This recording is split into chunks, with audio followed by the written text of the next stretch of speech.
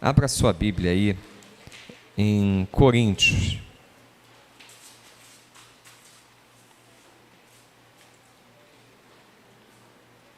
Na segunda carta do apóstolo Paulo aos Coríntios, lá no capítulo 10.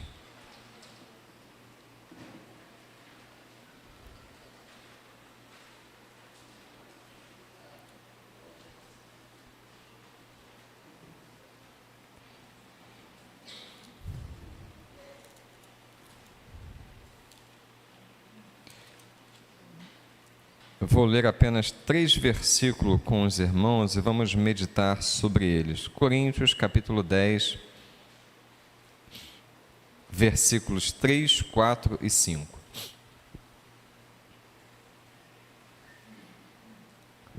Eu vou ler, os irmãos vão dar a devida atenção. Diz assim o texto bíblico: Porquanto, embora vivendo como seres humanos, não lutamos segundo os padrões deste mundo, pois as armas da nossa guerra não são terrenas, mas poderosas em Deus para destruir fortalezas. Destruímos vãs filosofias e a arrogância que tentam levar as pessoas para longe do conhecimento de Deus, e dominamos todo o pensamento carnal para torná-lo obediente a Cristo. Até aí, irmãos. Deixa a sua Bíblia aberta, feche os seus olhos, vamos falar com Deus. Pai amado, nós somos gratos a Ti, ó Deus, porque entendemos que Tu marcaste este encontro conosco, Pai. Muito obrigado, ó Deus, pela oportunidade de estarmos na Tua casa, Senhor. Obrigado pela Tua presença, Senhor, consoladora, confortadora, bendito Espírito Santo. Nós rogamos a Ti, Senhor, fala aos nossos corações. A nossa alma tem sede de Ti, a nossa alma tem sede da Tua direção, do Teu alento, da Tua transformação, do Teu agir, do Teu mover sobre as nossas vidas. Por isso nós Te pedimos, Senhor, fala aos nossos corações. Em nome de Cristo Jesus, é o que pedimos e oramos, em nome de Jesus, amém. E ó Deus, na autoridade do nome de Cristo Jesus, eu repreendo todo espírito contrário à Tua palavra, todo pensamento contrário caiam por terra em nome de Cristo Jesus.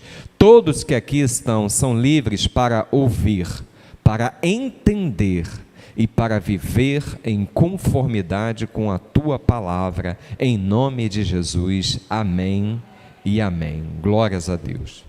Irmãos, o apóstolo, ele começa no versículo 3, quer dizer, ele já está dando continuidade aí a um texto, mas no versículo 3, ele fala assim: embora andando na carne, não militamos segundo a carne. Embora vivendo como seres humanos, não lutamos segundo os padrões deste mundo. O mundo, ele tem os seus próprios padrões. E o mundo, fisicamente, como nós conhecemos, o mundo físico, aquele mundo que está à nossa volta, o mundo criado, céus e terra, ar, mares, montanhas, tudo, é muito fácil de nós identificarmos, mas é difícil, um pouco mais, nós precisamos de dar um pouco mais atenção para identificar o mundo espiritual que existe à nossa volta, e que é tão real, o mundo espiritual, quanto o mundo físico, que nós conseguimos perceber através dos nossos sentidos. E isso, a gente, se nós formos avaliar assim com um pouco mais de atenção, nós vamos ver no dia a dia nosso. Mas eu queria passar a mostrar alguns episódios na vida do povo de Israel, para vocês verem como é presente o mundo espiritual. Quando Israel saiu da terra do Egito, a palavra de Deus diz que eles saíram por sinais e prodígios feitos da parte de Deus.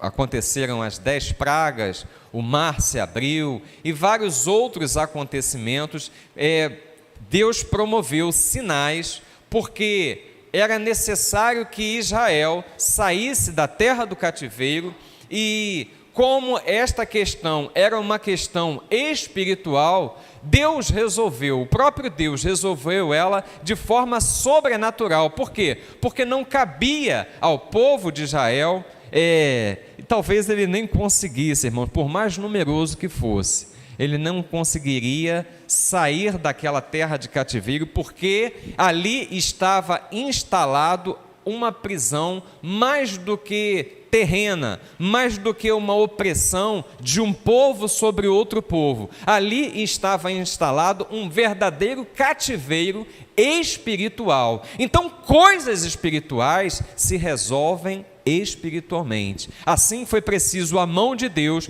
com poder e majestade, com glória, tirar o povo do Egito com sinais e prodígios, através de ações sobrenaturais vindas da parte do próprio Deus. Então, esse ponto nós conseguimos entender que na vida de Israel, o sobrenatural sempre fez parte. E Israel andou assim, boa parte, em bons eventos, em dependência total de Deus. Outro exemplo do que a gente vê na vida do povo de Israel é quando o povo de Israel ele atravessa o Jordão e eles vão encarar a primeira cidade após o Jordão, que é Jericó.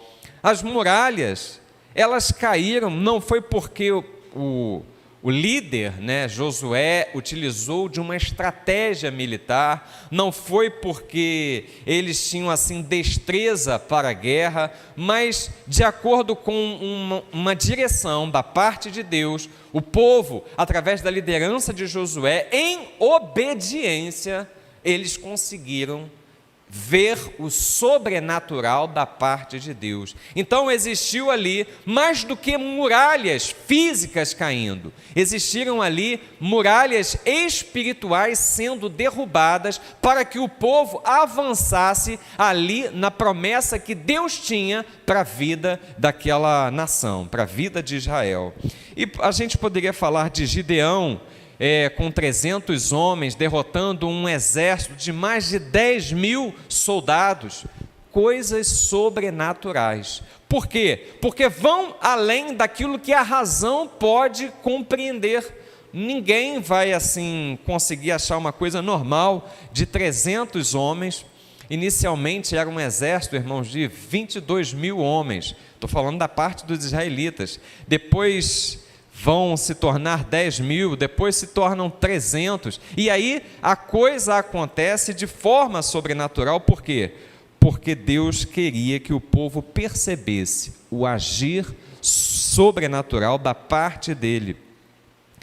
Nesse mesmo entendimento, o apóstolo Paulo, escrevendo aos Efésios, no capítulo 6, ele fala que a nossa luta, ela não é contra a carne e contra sangue, mas é contra poderes, ele diz assim, Efésios 6,12, porque a nossa luta não é contra a carne e sangue, mas contra os principados e as potestades, contra os dominadores deste mundo tenebroso, contra as forças espirituais do mal nas regiões celestiais. Então, essa batalha, essa luta que acontece, muitas vezes nós não percebemos, e é uma coisa natural que acontece. Às vezes pessoas estão sendo verdadeiros instrumentos na mão do inimigo das nossas almas para afrontar as nossas vidas, e nós estamos mirando a pessoa e não estamos percebendo situações espirituais que estão se levantando à nossa volta.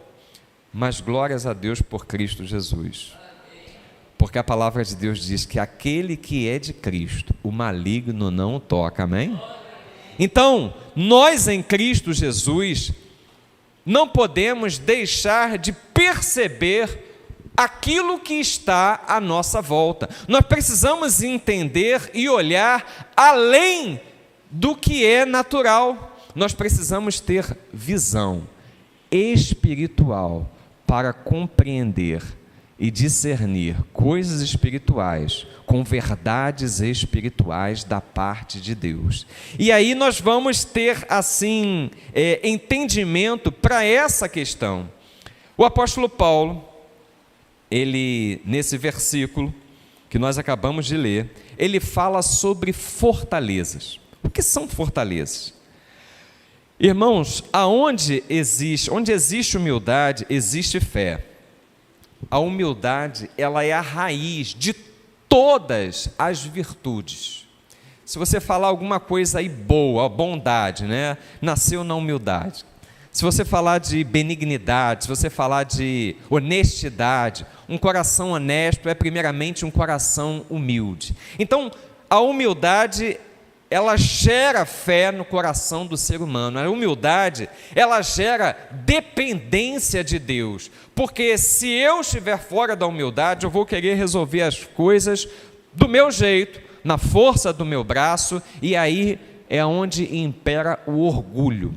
O orgulho, ele é ao contrário da humildade, ao passo que a humildade, ela é a raiz de todas as virtudes que nós podemos viver em Cristo Jesus. O orgulho, ao contrário, ele é a raiz de todo pecado e símbolo de todo afastamento da presença de Deus. Não é à toa que o texto bíblico ele diz assim: Deus resiste ao soberbo, resiste ao coração orgulhoso, resiste ao coração cheio de vaidade. E muitas fortalezas demoníacas são levantadas, se formam verdadeiras fortalezas espirituais, por conta de nós abrigarmos no nosso coração orgulhos, vaidades, egoísmos. Então, o orgulho é, assim, a raiz de muitos problemas que nós enfrentamos no nosso dia a dia. Mas, no que diz respeito a fortalezas, ele é a base para que a fortaleza se instale nas nossas vidas. Fortalezas espirituais, da mente, ou casas de pensamentos, tem tudo a ver com feridas não saradas.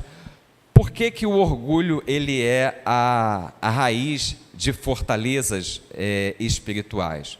Porque, por exemplo, se eu tenho uma ferida que não foi sarada, muito provavelmente é porque eu não perdoei o meu ofensor. E se eu não perdoei o meu ofensor, é porque eu estou me envaidecendo com orgulho, até talvez com alguma esperança de que um dia eu possa vê-lo derrotado. E esse pensamento está totalmente fora daquilo que é o propósito de Deus para as nossas vidas em Cristo Jesus. Porque a palavra de Deus diz assim: se o teu inimigo tiver fome, dá-lhe de comer. Se ele tiver sede, dá-lhe de beber, porque agindo assim, amontoarás brasas sobre a cabeça do inimigo. Hoje na EBD, na classe de batismo, a irmã me perguntou: mas o que isso quer dizer, brasas na cabeça do inimigo? Ela trouxe o versículo e a gente discorreu ali sobre a questão.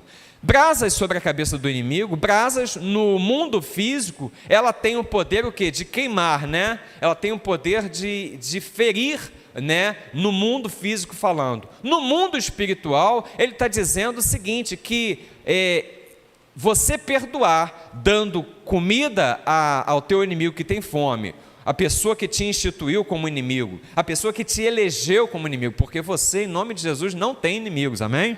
Glórias a Deus. Então a pessoa te elegeu como inimigo, você vai lá e, né, matou a sede dele, matou a fome dele. No mundo espiritual, você está lançando brasas, porque ofende aos espíritos imundos. Porque de que o espírito imundo se alimenta? De toda a obra da carne, de inimizades, de divisões, de contendas, de brigas, blasfêmias e coisas semelhantes a essa. Então, quando nós não damos vazão ao inimigo, quando nós não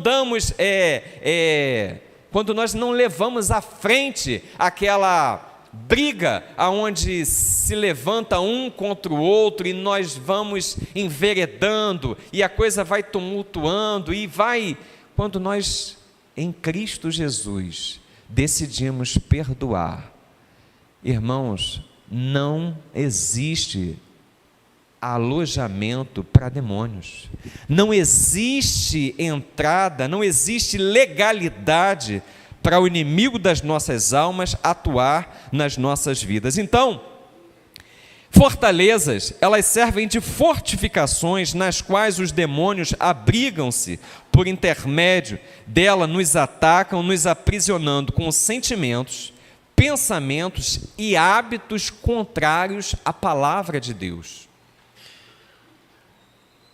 Pensamentos, sentimentos e hábitos contrários à palavra de Deus. Nós nos deixamos levar, e geralmente quando nós nos deixamos levar, nós estamos fora daquilo que a palavra de Deus nos orienta. Não, olha só, eu sei que a Bíblia fala para perdoar, mas o que fulano fez comigo, eu não perdoo de jeito nenhum.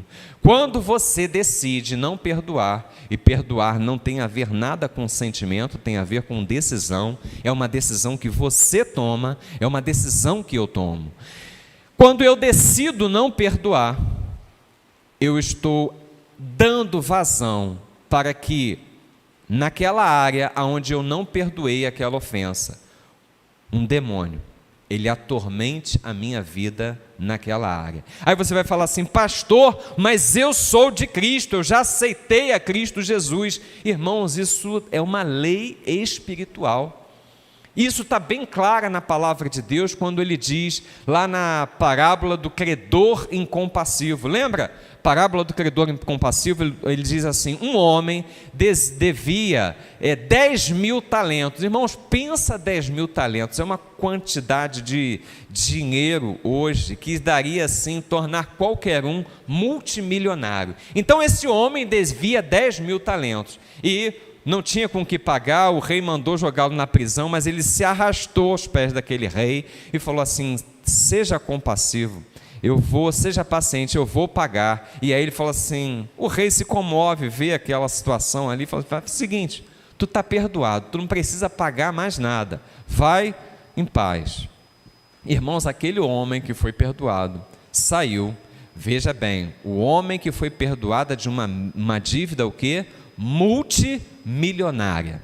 O homem que foi, ele chegou lá na frente, na porta, encontrou um conservo dele, alguém que o devia um dinheiro, talvez fosse aí uns 200 merréis, e aí ele chegou, né, olha só, você vai ter que me pagar o que você me deve. Aí o conservo falou assim, não, mas vem cá, tem misericórdia, porque eu vou te pagar. Aí ele falou assim, não, você não vai pagar, e aí chamou o oficial para prendê-lo, e o rei soube disso. Irmãos, esse sujeito que foi perdoado pelo rei e que não perdoou o seu conservo, sabe quem é esse sujeito? Sou eu, é você. Quando nós não perdoamos as ofensas que os homens nos fazem, e isso, irmãos, é no nosso dia a dia, porque é uma lei espiritual. No final dessa parábola ele fala assim, o rei soube do que aconteceu, e ele disse assim, olha, traz esse sujeito para cá. Aí ele tira a satisfação com um homem, ele fala assim, olha, mas vem cá, eu não perdoei você daquela dívida todinha. Aí o caboclo fala assim, foi. Aí, mas tu não devia ter usado de misericórdia para com o teu conservo, igual eu usei contigo? Aí ele, Aí ele fala assim, olha, levai esse sujeito que eu perdoei e que não perdoou o conservo, ali, né, para a cadeia, entrega ele aos verdugos, aos atormentadores. Irmãos, quem vocês acham que são os verdugos e os atormentadores? Demônios.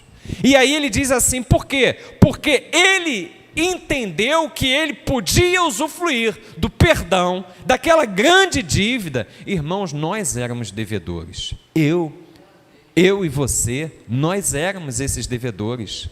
O que nós devíamos não poderia ser pago. Nós estávamos escravos do pecado.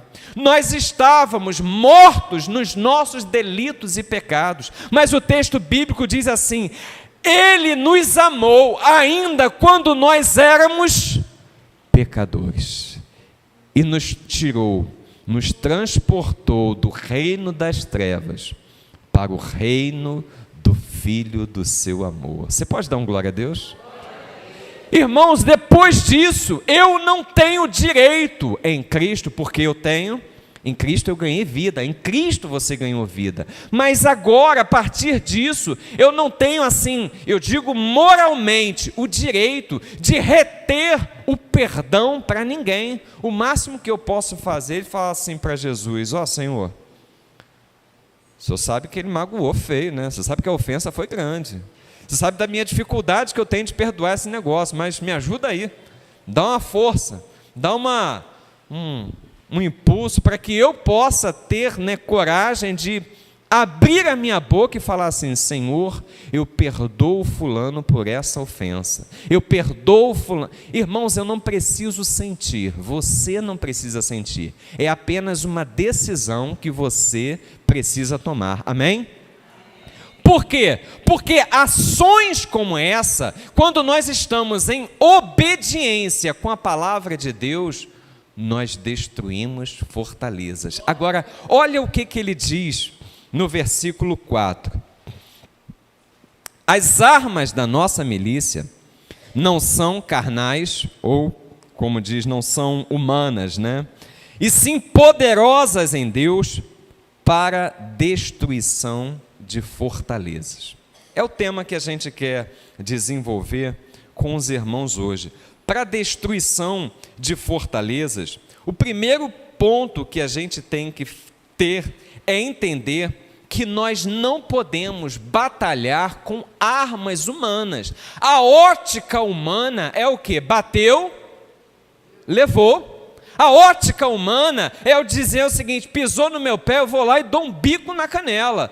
Alguém me ofendeu, eu vou lá, ele me ofendeu com uma palavra, eu vou e ofendo com duas. Mas, irmãos, desvia o teu pé desse caminho, porque esta não é a proposta de Deus para a sua vida, a não ser que eu e você queiramos viver em fortalezas espirituais como cativos, prisioneiros. É a tua vontade? Não, não é a minha. Eu creio que não seja a vontade de ninguém aqui. Então, o nosso entendimento precisa ser levado em Cristo a compreender que as nossas armas, elas não são carnais, elas não fazem parte da nossa humanidade. As nossas armas são espirituais em Cristo Jesus, amém? Eu e você precisamos entender que nós não podemos militar, nós não podemos guerrear segundo a carne, porque as armas humanas, as armas da carne, elas não produzem efeito algum nessa guerra espiritual, amém? Compreenderam? Então, se eu resolver batalhar, se eu resolver guerrear de forma humana, de forma carnal, irmãos, eu vou apanhar feio. Por quê? Porque a questão não é carnal, não é humana, é algo sobrenatural, é algo espiritual, que nós precisamos nos submeter à palavra de Deus e entender, compreender. Então, nós precisamos de primeira coisa, entender que nós não podemos batalhar com armas humanas. As armas humanas, elas são inoperantes. Irmãos, via de regra, não se toma um antibiótico para uma dor no estômago. Eu acredito que não toma. Na verdade, o antibiótico ele pode até agravar o problema, porque o antibiótico ele causa ali um reboliço no aparelho digestivo, então não toma. Você não se usa, por exemplo, um canhão para exterminar um inseto.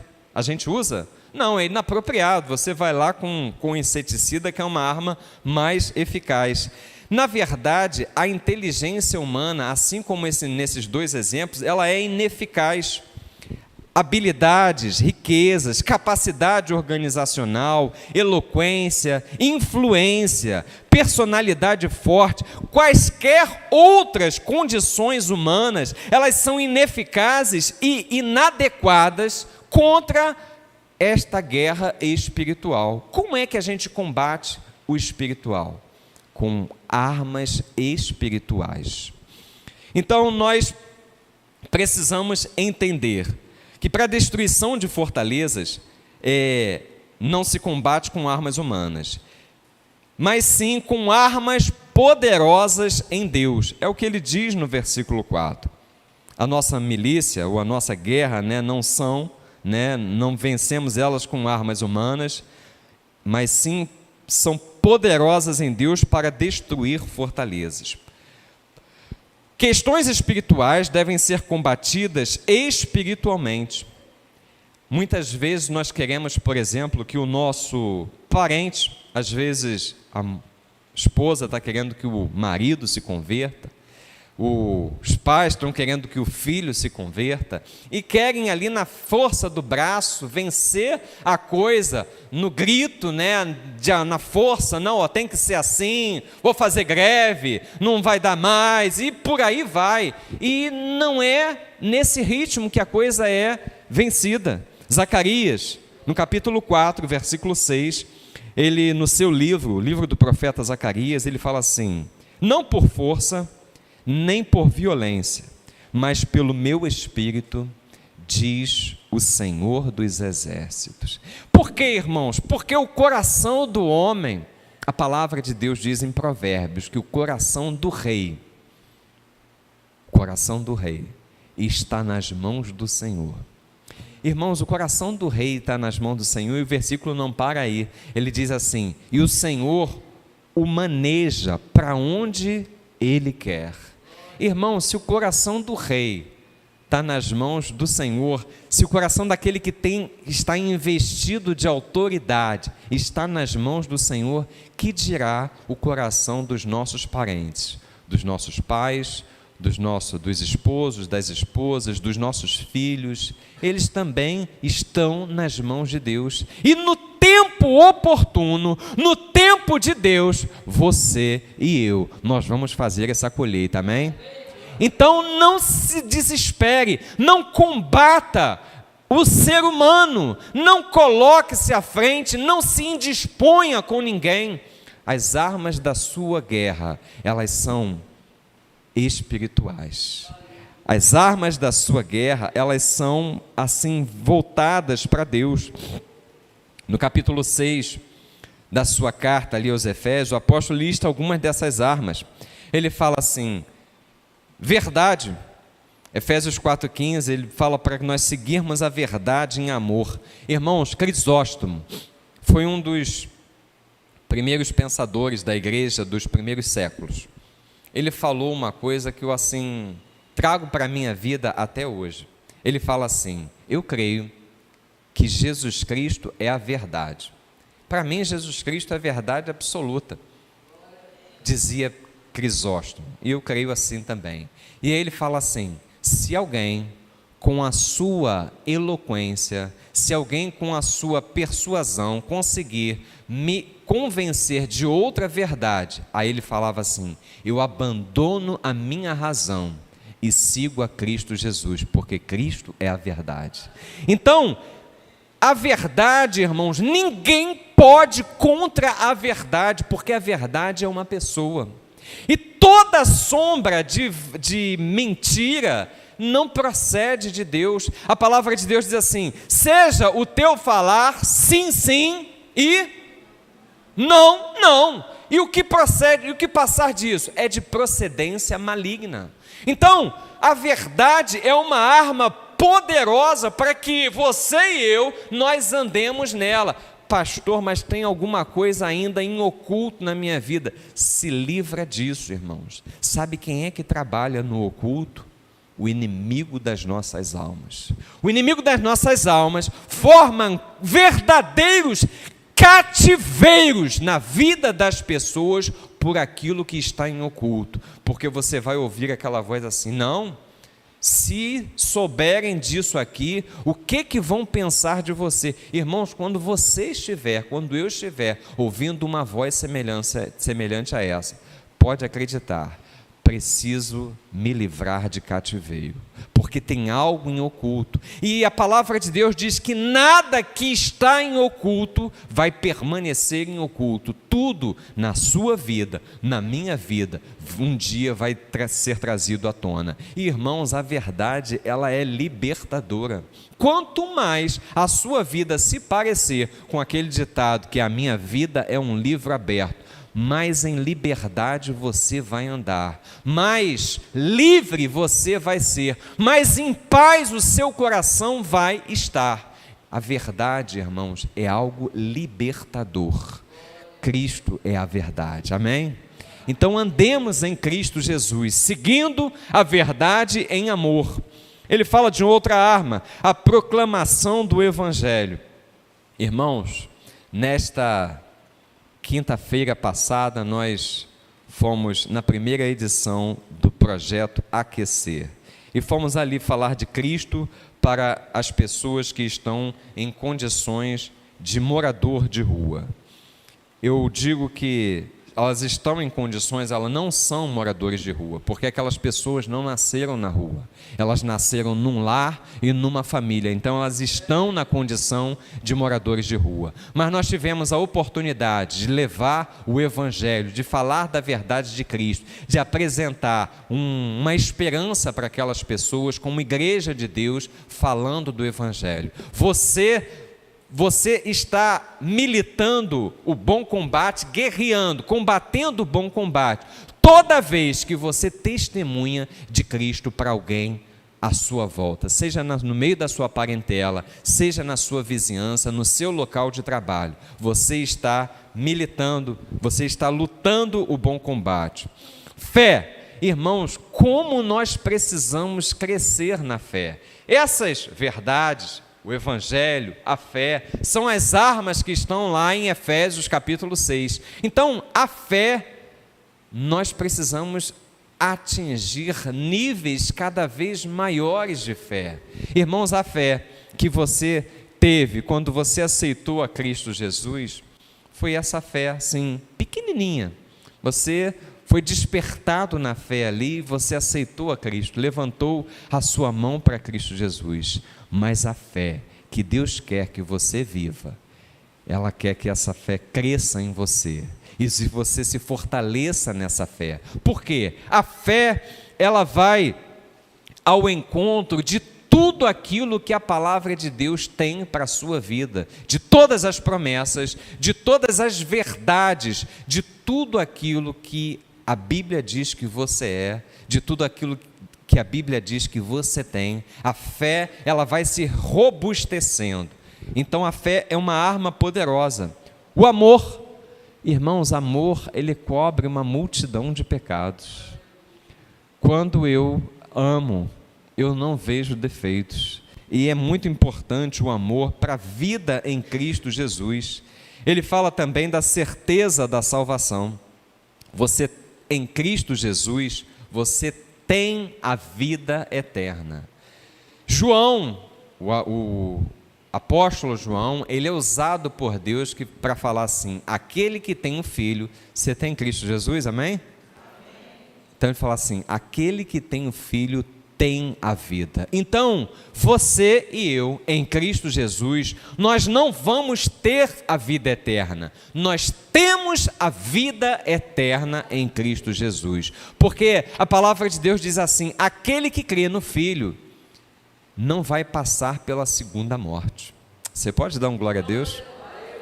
Não vai passar pela segunda morte. Por quê? Porque aquele que crê no Filho, o que está reservado para ele é a ressurreição daquele grande dia. Outra arma poderosa, oração. Filipenses capítulo 4, 6, ele diz assim: não andeis ansiosos por coisa alguma, antes as vossas petições estejam diante de Deus em orações, súplicas e ações de graças. Então você ora, clama ali, mas já começa também a agradecer. A oração, irmãos, é uma arma espiritual poderosa. Na oração, nós não apenas falamos com Deus, na oração, nós temos a oportunidade de ouvir o Espírito Santo de Deus falar aos nossos corações. Na oração, nós temos a oportunidade de receber direção de Deus. Na oração, Deus vai fazer mover montanhas na nossa vida e coisas vão acontecer. A humildade, como a gente falou já, é uma arma poderosa. 1 Pedro, capítulo 5, 6, ele fala assim: humilhem-se diante da poderosa mão de Deus, para que ao tempo oportuno Ele vos exalte. Então, a humildade é também uma poderosa arma. Cristo é o nosso maior exemplo de humildade. Por quê, irmãos? Porque Ele se despojou de todo o poder da divindade. Ele deixou todos os atributos da divindade. Tomou a forma humana, encarnou na figura humana, pisou as ruas empoeiradas da Galileia e se importou com cada um de nós. E nos amou de uma forma tão profunda que Ele entendeu que era necessário ir até a cruz, derramar o seu sangue e nos trouxe, nos comprou para o reino, para o seu reino, para que nós tivéssemos a vida eterna nele. Então não existe maior exemplo de humildade do que Cristo Jesus. A palavra é outra arma poderosa. Nós precisamos falar da palavra tal como Paulo orienta Timóteo. 1 Timóteo capítulo 4, versículo 2, ele fala assim: Timóteo, fale da palavra em tempo e fora de tempo. Por quê? Porque a palavra ela precisa estar no nosso coração. E outra arma poderosa para a gente fechar essas armas espirituais, não é uma lista exaustiva, nós não estamos aqui esgotando, mas apenas destacando como nós podemos combater espiritualmente com fé, amor, certeza de salvação, oração, humildade, palavra de Deus. Mas eu queria falar sobre uma arma poderosa.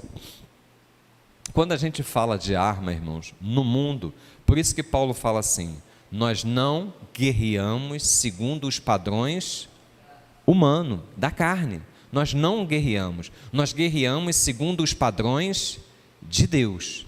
E aí ele fala do perdão. Irmãos, o perdão é uma arma poderosa. Você crê nisso? O perdão é uma arma poderosa. E volto a dizer, você não sente o perdão, não é um sentimento, é uma decisão que você precisa tomar. Se nós oferecermos aos outros uma graça inferior à que nós recebemos de Deus, nós estamos praticando a injustiça. Muitas maldições e tormentos se instalam na vida da pessoa que não perdoa. E, irmãos, lamentável é dizer que muitas pessoas estão dentro das igrejas de Cristo, atormentados e vivendo esse tipo de cativeiro porque não conseguem perdoar. Não é uma opção, irmãos. Amém? Não é uma opção. É uma necessidade. Volto a dizer, o máximo que eu e você podemos chegar para Deus é falar assim: Senhor, aquela ofensa foi muito grande, eu não consigo, me ajuda. E aí você vai, o Espírito Santo vai te ajudar, você vai conseguir professar. E é importante que você fale, porque palavras no mundo espiritual têm o quê? Poder. Palavras no mundo espiritual têm poder. Tanto tem poder, que como é que nós aceitamos a Cristo Jesus? Confessando. Nós chegamos para Deus e falamos assim: Senhor, eu entendi que o Senhor é o melhor para a minha vida e eu quero te receber como Senhor e Salvador. Você precisou fazer alguma coisa além disso? Não. A simplicidade do reino é algo assim maravilhoso. Você não precisou fazer nada além disso, você apenas entregou a sua vida. Quando você vai quebrar fortalezas através do perdão, você não vai precisar também fazer coisas grandiosas, você vai precisar apenas professar: Senhor, eu perdoo esse ofensor por causa dessa ofensa. E no reino de Deus, no reino espiritual, aquilo vai estar quebrado e você vai estar livre para viver a vida em abundância que Cristo tem prometido para você na sua palavra. Amém? Para a gente terminar, irmãos, terceiro ponto, para a gente compreender, para a gente destruir fortalezas espirituais, nós precisamos levar todo o nosso entendimento, não um entendimento. Irmãos, tem gente que fala o seguinte: nós precisamos levar todo o nosso entendimento à obediência em Cristo Jesus. Tem gente que aceita o Evangelho pela metade. Olha a Bíblia assim, isso aqui é bom, isso aqui dá para mim, legal, beleza. Não, isso aqui não. Isso aqui não dá não, pera aí, Senhor, isso aqui de jeito nenhum, isso aqui não vai rolar. Tem gente que aceita o Evangelho assim, e o Evangelho, ele é um pacote completo, para que você aceite as verdades de Deus como um todo, não pode ficar nada fora. Lembra quando o povo de Israel saiu do Egito? Faraó falou assim: olha, pode ir o gado, pode ir, mas as crianças ficam. Deus falou para Moisés assim: olha, não vai ficar nem uma unha aqui no Egito, todos vão atravessar o mar. E assim aconteceu. No reino de Deus, irmãos, não é diferente. Nada na sua vida pode ficar de fora daquilo que está nesta palavra, amém? Nada, nenhuma unha pode ficar de fora. Por quê? Porque Deus não aceita homens e mulheres que se entregam pela metade. Pela metade, irmãos, não vale. Pela metade você ainda está ali sendo chamuscado. Se eu me entrego pela metade, eu ainda estou sendo chamuscado pelas chamas do inferno. Eu preciso me entregar a Cristo por inteiro, amém? Eu preciso aceitar o Evangelho, as verdades de Deus por inteiro. Eu não posso ser uma pessoa, um crente seletivo. Olha, eu aceito essa parte aqui, mas essa parte aqui eu não aceito. Não tem como. O pacote é fechado. E glórias a Deus por isso, irmãos, porque Deus, Ele não te chamou para que você e eu, Ele não nos chamou para nós ficarmos nos prejuízos. Mas as promessas dEle para as nossas vidas são de abundância, de fartura, de vida com qualidade, de paz e alegria no Espírito Santo. O reino de Deus, diz o apóstolo Paulo, não é comida e nem bebida, mas é justiça, alegria e paz no Espírito Santo. Então, eu e você temos promessas para as nossas vidas de que nós precisamos levar todo o nosso entendimento à obediência de Cristo, levando cativo todo o entendimento à obediência de Cristo. Irmãos, a obediência é algo libertador. É algo libertador. Quando o povo de Israel saiu do Egito, ele chega lá do outro lado, Deus dá ali os mandamentos para ele. E aí ele fala assim: olha, se vocês hoje ouvirem a minha voz e andarem em obediência, aí ele faz uma relação de bênção. Eu tenho todas essas bênçãos para vocês, se vocês ouvirem e obedecerem. Irmãos, a obediência a Deus e a sua palavra, ela tem promessas para as nossas vidas. Eu quero começar, irmãos, a viver, eu quero me aprofundar nas promessas de Deus, e eu peço forças a Deus para que eu e você andemos em obediência à sua palavra, porque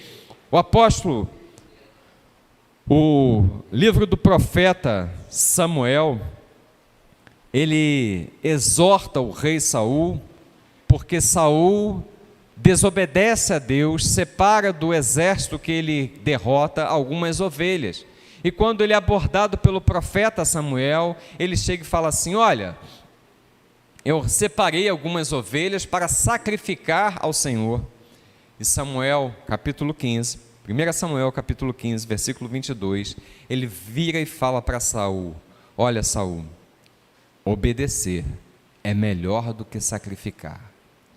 E o temor a Deus é melhor do que a gordura de carneiros. Então, eu e você precisamos entender essa força espiritual que tem a obediência. Eu e você precisamos andar em obediência a tudo aquilo que envolve a palavra de Deus, a vontade de Deus para as nossas vidas. Eva, ela se enveredou por ouvir a voz do tentador e se deu mal. O apóstolo Paulo, ele adverte aos crentes da Galácia, ele fala assim: ainda que nós mesmos, ou um anjo do céu, vos anuncie outro evangelho, além do que vos já tenho anunciado, que vos seja o quê? Anátema, que vos seja o quê? Maldição. Então, nós precisamos entender que nós precisamos nos alimentar com tudo aquilo que envolve o reino de Deus e a sua justiça, e andarmos inteiros na presença de Deus. Não deixa nada do lado de fora, irmãos, nada. Tem gente que deixa a sua carteira do lado de fora. O livro O Seu Dinheiro, o autor Edward Howard, ele escreve e ele faz uma ilustração sobre as cruzadas. Os mercenários que eram contratados para lutar nas cruzadas, eles eram contratados e eles eram obrigados a se batizar. Eles não tinham o temor de Deus, mas eles eram obrigados a se batizar se eles quisessem lutar nas cruzadas. Quando eles iam se batizar, eles desciam as águas e eles pegavam as suas espadas e deixavam do lado de fora. Então ele mergulhava as águas e deixava a espada do lado de fora. Aquilo para eles tinha um símbolo. Era como se ele estivesse fazendo o seguinte: olha, eu aceito o batismo cristão, eu me torno um cristão para lutar nas cruzadas, mas o que eu faço com a minha espada é responsabilidade minha e não tem nada a ver com esse Deus aí. Muitas vezes nós estamos agindo assim, estamos deixando áreas da nossa vida do lado de fora. Alguns de nós estamos pegando assim as nossas carteiras, estamos levantando na hora do batismo, estamos deixando do lado de fora e dizendo assim: olha, quem cuida do dinheiro sou eu. E na verdade, irmãos, tudo que nós temos vem de Deus, amém? Tudo que nós temos vem de Deus, tudo que nós somos vem de Deus, o ar que nós respiramos vem dele, a saúde que você tem vem dele, a vida pertence a ele. Eu sou dele, você é dele. Então, nós nesta terra somos apenas administradores. Nós somos mordomos daquilo que Deus nos tem confiado. Então é uma ilusão qualquer pensamento contrário a esta verdade. Salmo 24, versículo 1 diz assim: do Senhor é a terra, a sua plenitude, e todos os que nela habitam. Você faz parte da terra? Então você é do Senhor. A terra pertence a Deus. Tudo pertence a Deus. E por que não honrar a Deus com os recursos que Ele mesmo tem confiado a cada um de nós? Então você não deixa área nenhuma do lado de fora da sua vida. Pastor, olha, eu aceito tudo isso, mas eu não concordo com essa situação. Sentimentalmente não é isso que eu sinto, não é assim que eu vejo. Irmãos, não deixe nada de fora. Viva a plenitude daquilo que Deus quer para a sua vida. Viva o melhor de Deus nos seus dias. Não Não batalhe com forças humanas. Batalhe com armas espirituais. Não permita estar cativos em fortalezas, mas use armas espirituais para destruir fortalezas. Oferecidas por Deus essas armas, em obediência, nós vamos poder falar em Cristo Jesus, como disse o apóstolo Paulo. Em Cristo Jesus, nós somos não vencedores, nós somos mais que vencedores. Amém? Você recebe essa palavra? Diga assim: eu recebo em nome de Jesus. Então fica de pé, vamos adorar ao nosso Deus.